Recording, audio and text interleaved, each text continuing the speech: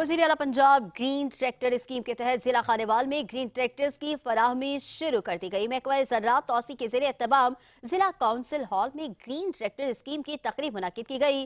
Deputy commissioner Salma Suleman ने अरकान parliament के हमरा खुश नसीब काश्तकारों में ट्रैक्टर की चाबियां तकसीम की।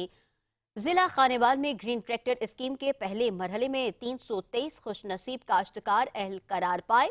सूबाई पार्लिमानी secretary Rana Mohammad Saleem Hanif, MPA barrister Usama Fazal Chaudhry, Amir Hayat Raj Chaudhry, Ziaur Rehman, साबिक MPA हाजी अताउर रहमान और MPA राना बाबर हुसैन ने चाबियां तकसीम की हैं। काश्तकारों को ग्रीन ट्रैक्टर की फराहमी पर 10 लाख रुपए की सब्सिडी दी जाएगी। काश्तकारों ने किसानों के लिए तारीख साज इक़दामात पर वज़ीर आला पंजाब से इज़हार तशक्कुर किया।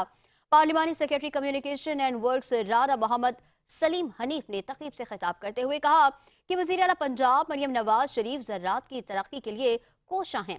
उन्होंने कहा कि पंजाब में 30 अरब रुपए की लागत से ग्रीन ट्रैक्टर स्कीम का आगाज किया गया।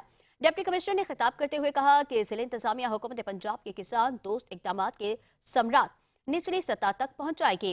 उन्होंने कहा कि ग्रीन ट्रैक्टर स्कीम में शफाफियत को यकीनी बनाया गया। तकरीब में काश्तकारों ने कसीर तादाद में शिरकत की।